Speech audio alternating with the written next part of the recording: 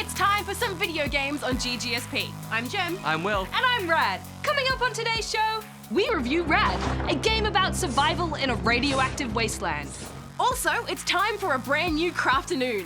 We'll show you how to make your very own Cuphead. Plus heaps more, of course. You know, I've actually been a little bit crafty myself. Take a look at this. Whoa, you made a hologram Darren? Cool. Maybe this one will be less likely to try and take over the world. Take over the world. Take over the world. Or not.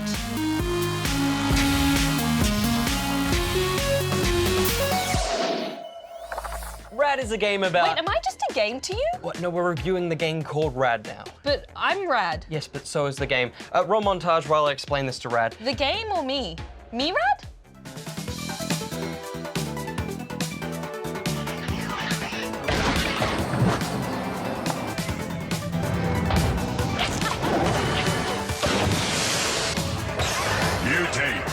Rad is the name of a beloved presenter on GGSP, but it is also the name of a new rogue-lite game set after not one, but two apocalypses. You play as a brave youngster who volunteers to venture out into the irradiated wasteland called the Fallow to try and heal the land.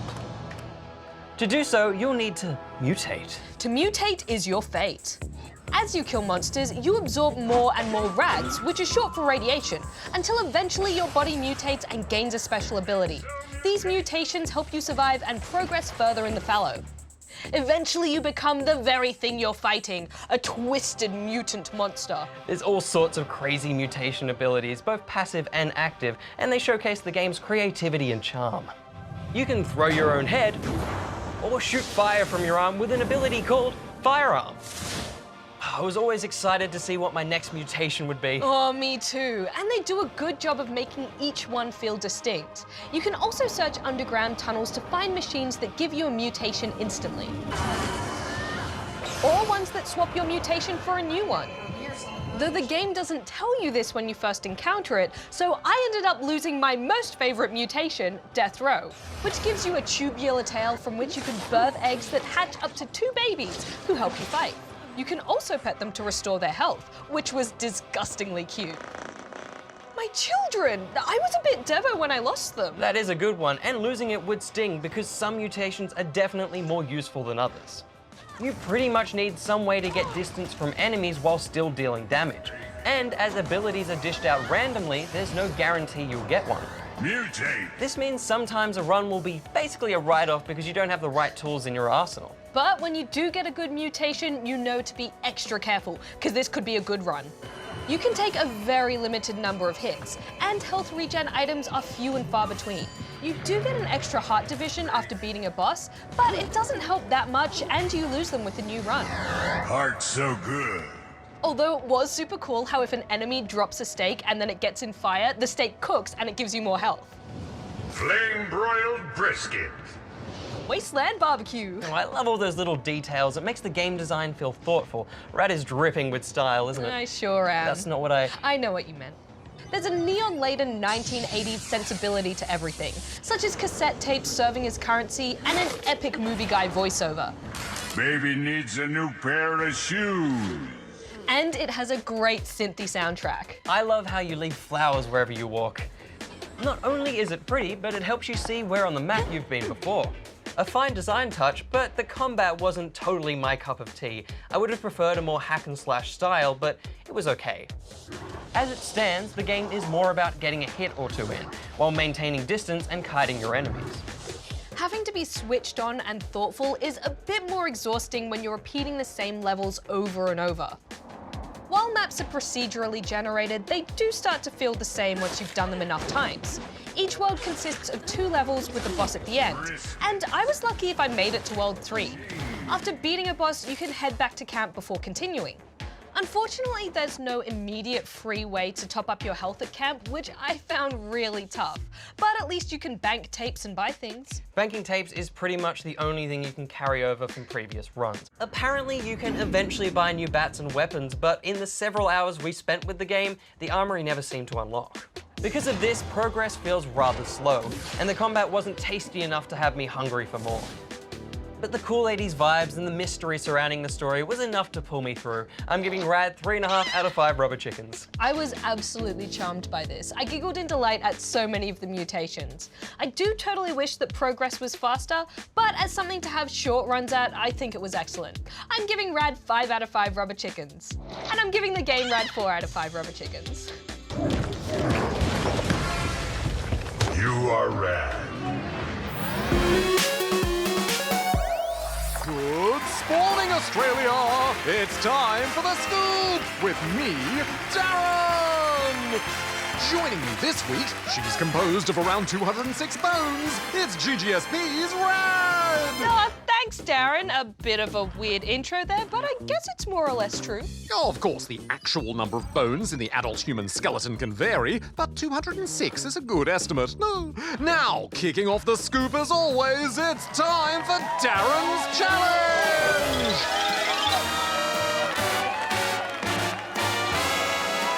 In No Man's Sky, what is the main resource you would extract from these? Answer at the end of the scoop. What are those things? They look like flying jellyfish plants or something. They do, don't they?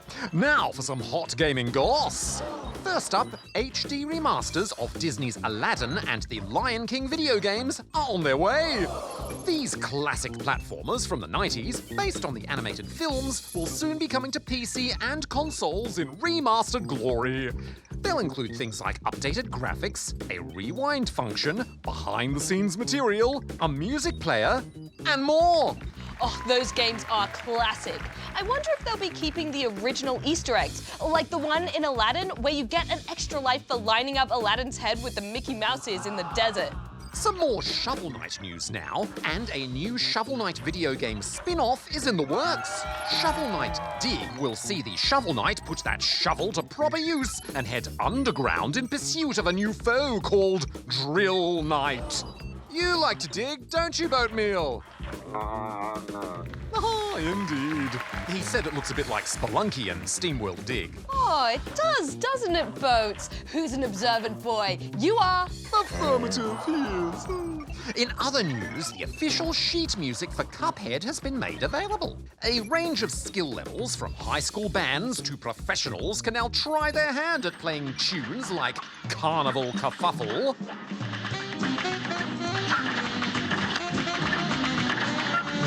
and Sugarland Shimmy.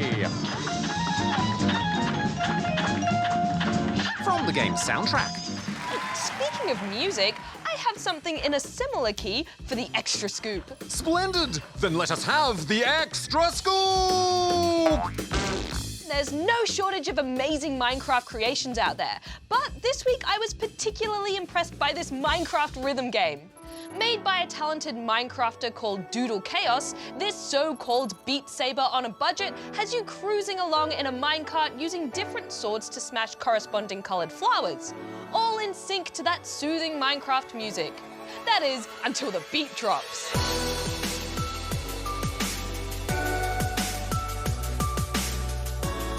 That looks hard to beat. And now for the answer to Darren's challenge! The resource you would extract from these is Radnox. It's quite the valuable element. Ah, pretty cool name for a resource if I do say so myself. Pretty rad. Affirmative. And that's all for this week. Until next time we scoop, good night, Australia.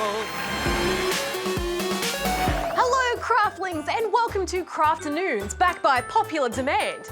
Well, 3 known emails so far. Within the GGSP's Den of Gaming, we create kooky and colourful constructions from your favourite video games. Like these Roblox papercraft figurines. Or our cool Crash Bandicoot Wumpa Fruit pinatas from last year. So for today's crafty adventure, we're gonna make a Cuphead-inspired clay figurine. But don't worry, this one will be on easy mode. Head over to our website to find the handy checklist and step-by-step guide for today's episode. While you're there, you can find our past Crafternoon episodes and the handy guides too. Now before we get started, note that these are decorations only and not to be used as actual drinking cups. First up, let's decide which type of clay we're going to use, because there's lots of different types, and the finished product will depend on if you bake it or air dry it. Now, air drying clay is really easy to find and really useful for all sorts of projects, without needing to be baked in an oven or fired in a kiln. We also have modelling clay, which needs to be baked, so you'll have to get a grown-up's help with that. For now, I'm going to be working with air drying clay because we have a ton of it. So, grab your craftsarsenal. That's craft arsenal, in case you've forgotten. And grab the following items: your preferred clay, a leftover unused bowl, some toothpicks, a piece of sturdy string, a cloth or tea towel, some paints and brushes, and a grown-up, if you're using an oven to bake your clay. Oh, thanks, Darren. You're welcome, Jim. Step 1, get the ball rolling. First, grab your string to cut a good chunk of your clay out. Let the clay warm up in your hands by pressing down and pushing it outwards. Then, with the palm of your hand, roll it into a smooth ball. Keep rolling until you get some smooth edges. Step 2, cups. To start off, we're going to be doing the pinch pot method. This is as simple as placing our thumb and forefinger in the middle of the clay ball. Then gently start pinching the sides, spreading it out as you go. Then smooth out the inside to create a bit more width. Pinching it too thin will cause it to shatter when it dries, so be careful not to pinch too much. And if you have any leftover bits of clay, add that into your container with water. It'll turn into a clay paste that will be super helpful in smoothing out dry bits or cracks. Place your model upside down, double check its shape, then smooth out any cracks using your clay water. Don't worry if your clay has any lumps or bumps. Imperfections are what make it unique. Finally, place a damp cloth over it to keep it from drying out. Step 3, add your details. It helps to have a reference picture next to you to show you what you need to make to complete your figurine. Let's start by highlighting things such as the facial features and other accessories. Firstly, we need to make the straw and the handle. Grab a small piece of clay and start rolling it between your palms. Then roll it into a log. Cut it to length with a toothpick and measure on the body of the cup. Chop off any excess if you need. Set it beside the cup body to keep it from drying out. For the nose, I'm going to roll a teeny tiny bit of clay. And now they're ready to be attached. Step 4, hold on! Oh, hi, Darren. To attach your details to the main piece, first grab the body and a toothpick and add crisscross scratches to where you want to place the handle. This is called scoring. Do the same thing to both ends of the handle. Then take your brush and add a dab of clay water to the scored sections. Do not skip this step. If you don't add water, it'll fall off when it dries. Attach and hold it in place for a few seconds. Use a smaller brush with a touch of the clay water and seal off any cracks and edges. Then repeat with the nose. Now we have to wait for it to dry completely before painting. So in the meantime, I'm going to play a few rounds of Cuphead. What could possibly go wrong?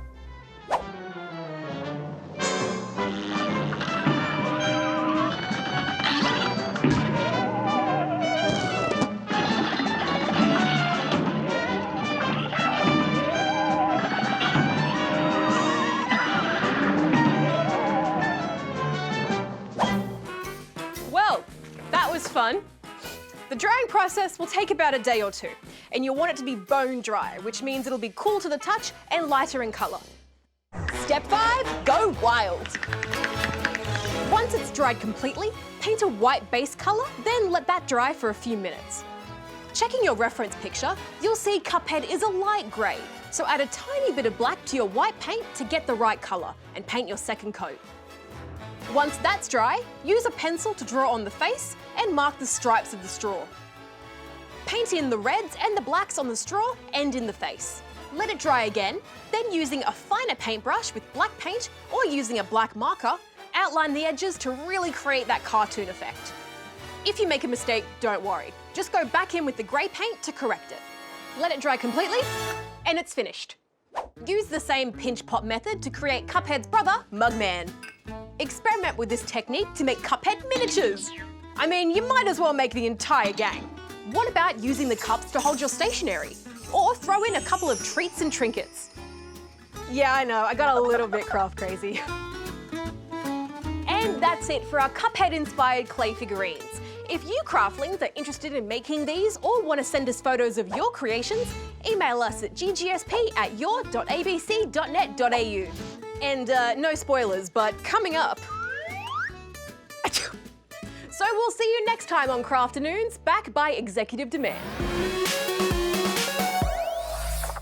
All right, Will, time for another question and answer sesh here at the Ask SP desk. It sure is. So let's get stuck into these queries from Sam in Beachtopia, Victoria. Beachtopia? Sounds awesome. Oh, if you like beaches, sure. But me, I don't like sand. It's all coarse and rough and irritating. It gets everywhere. Hi there, Good Game Spawn Point. I have 2 questions. 1, do you review games in their beta state, then when they fully release? 2, have you reviewed Audio Shield? Thanks. Ha! Darren, please do these. Oh, there's some things for Darren to do. Greetings, Darren here. Hey, Darren, there's some things for you. Aha! Aha! Minecraft Darren edition! Ampersands! Exclamo! Double pipe! Percentatron! Ooh, Minecraft Darren edition! What a splendid idea! Oh, little Darren mobs running around lasering noobs.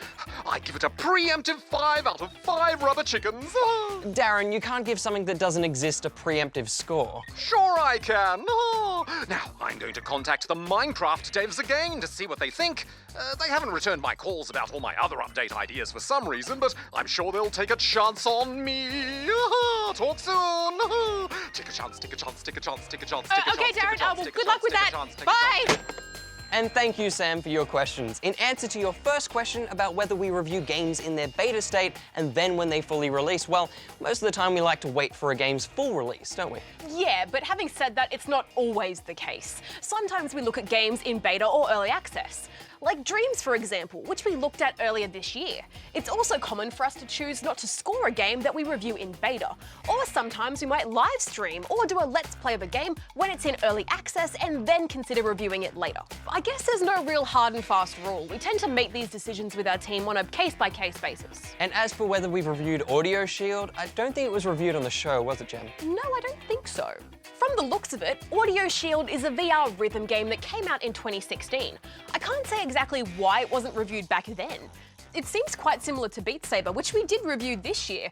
But hey, we can't review everything. We need to eat and sleep and go outside and do those things. Yes, we do. But for now, let's have a look at this video question from Freya. Hi, Good Game Spawn Point. I have some questions about Star Stables. Number 1, do you play Star Stables? Number 2, if you do play, which race do you like the best? I personally like Fort Pinter's track. Number 3, how many rubber chickens would you give Star Stables? Number 4, what is the best racing horse breed?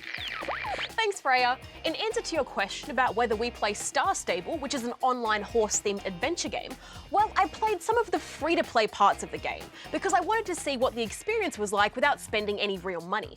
So I've played it, but I'm not a Star Stable expert. As for the races, I only really ran the Wild Bobcat track and the Fort Pinter tracks. They were both pretty fun, but the Fort Pinter track, I think, had more interesting scenery. What about a rubber chicken score? I probably haven't played quite enough of the whole game to give it a rubber chicken score, but from what I've seen, it's quite sweet.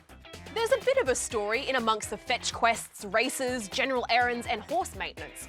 I found the controls and camera to be a bit clunky, and it gets a bit samey after a while. But if you like horses, you might have some fun with it. You said it was initially free to play though, right?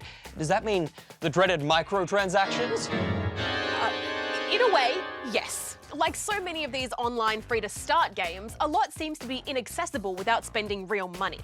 You can definitely have a few solid hours of play up to level 5 for free to see if it's something you like, but after that you're encouraged to pay to become a star rider, to get star coins and access the full game.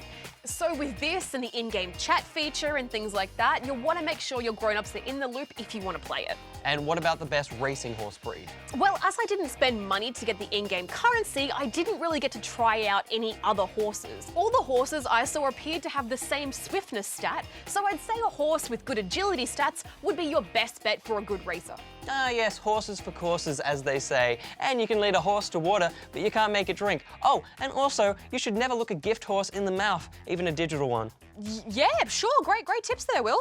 I'm sorry, I haven't actually played Star Stables, so I don't have much to contribute aside from horse sayings. Well, let's tackle another question, shall we? And this one is from Blake in Mount Gambier.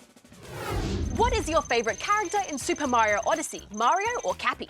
Thanks, Blake. In answer to your question about whether we prefer Mario or Cappy in Super Mario Odyssey, well, Cappy can be useful for letting you transform into other creatures or getting across long distances. And it's kind of nice that if you're playing with a younger sibling or someone not yet competent with gaming on their own, they can play as Cappy in co-op mode and help out here and there. But really, I think there's no contest here. Mario is clearly the best. I mean, Cappy, when it comes down to it, is just a hat. Just a hat? Gem, just a hat. How dare you? Is Indiana Jones's hat just a hat? Are our GGSP hats and beanies just hats? Yes. Oh yeah, I suppose you're right. Well, on that note, we're out of time. If you have a question for us, go here and send it in. And if you're a hat fan like Will, why not send us a video question and show yours off? Yeah, totally, because if we use your video on the show, you'll score a GGSP pin and hat or beanie and some other cool things too. So bring on your videos, hat fans. Look, if you love hats so much, Will, why not just play a hat in time? Oh, maybe I will, Gem. Maybe I will.